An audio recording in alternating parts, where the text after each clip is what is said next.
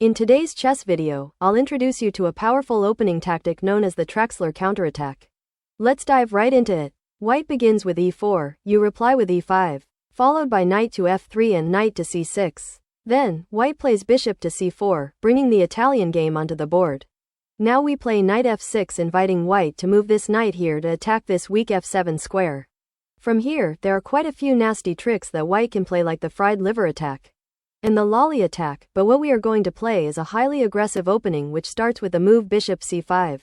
This is the Traxler counterattack. From now on, we are going to play a very attacking game. We might have to sacrifice some pieces, but our ultimate aim throughout this game is going to be to hunt down this king right from the start. So if attack is your style, then this is the opening for you. Okay, as you can see, we have totally ignored this threat and hence, white plays a very natural looking move knight to f7. Double attacking our queen and rook. Some of you might say that bishop f7 also looks good, but since there is nothing much white can do after that, therefore, in majority of the games white plays knight f7. Okay, it's time to launch your attack now. Let's start with the deadly move, bishop f2, check. This is a stunner. From here, white has three options. The most obvious one would be king takes bishop. I am going to show you all the tricks and traps that exist in this line.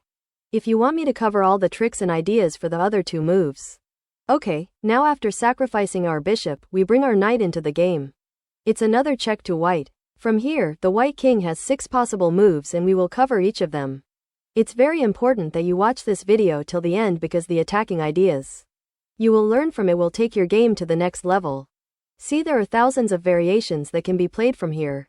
I obviously cannot cover all of them in one video, and you also don't need to memorize any moves. If you understand the overall logic and idea behind each variation, then you can easily smash your opponent.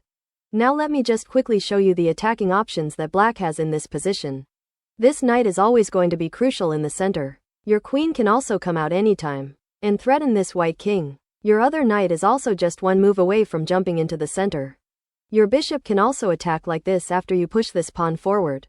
And you can castle anytime to attack this open file with your rook. So all in all, you can be very creative with the way you play this. Okay, let's analyze each move one by one now. We will go a little fast from here, so please pay attention. In this position, if white plays king to e1, then he is gone.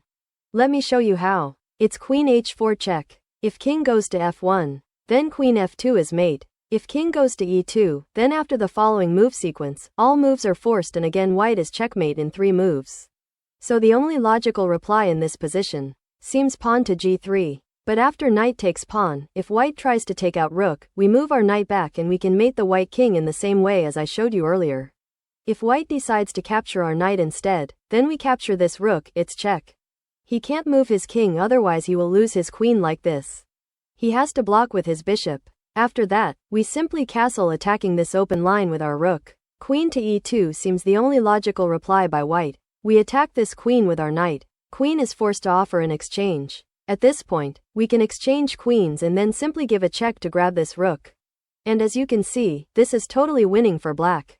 Okay, going back, let's look at what happens. If king moves to e2 from here, this time we bring our other knight into the game. It's a check. If king e1, then it's the same attack as we discussed earlier.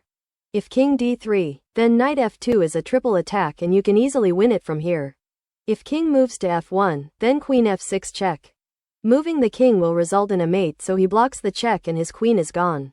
In this position, if he plays king to e3, then you will bring out your queen and continue attacking this king until he is checkmate. Okay, going back, now let's look at what happens. If king moves to f3, we play queen f6 check. Since white has come this far, he will definitely take this knight.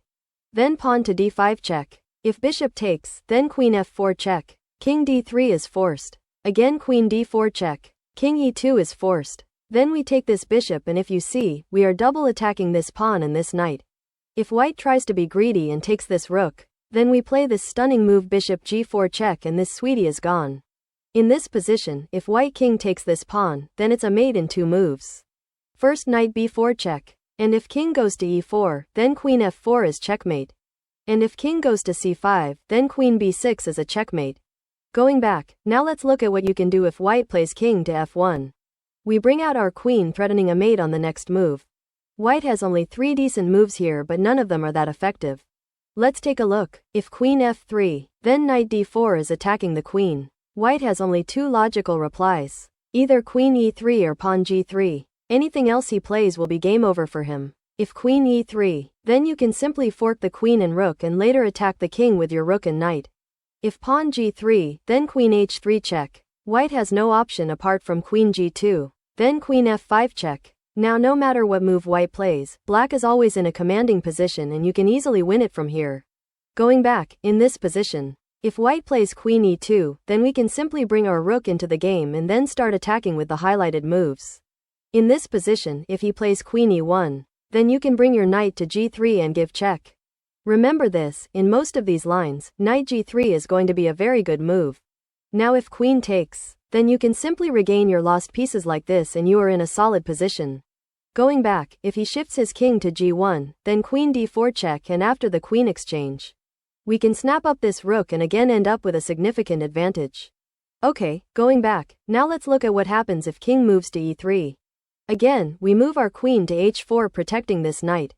If knight takes rook, then queen f4 check and it should be checkmate in a few moves from here. Going back, in this position, if he plays something like rook f1 or queen f1, then you can bring more attacking pieces into the game by playing rook f8 or pawn d5, freeing up this diagonal for your bishop. The key will always be to attack with as many pieces as possible. Okay, now let's look at the sixth and final move, and that is king to g1.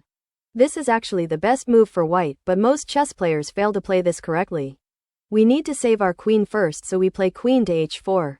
Now white needs to prevent this checkmate threat, so if he plays something like queen e2 or queen f3, the ideas are going to be the same like we discussed earlier.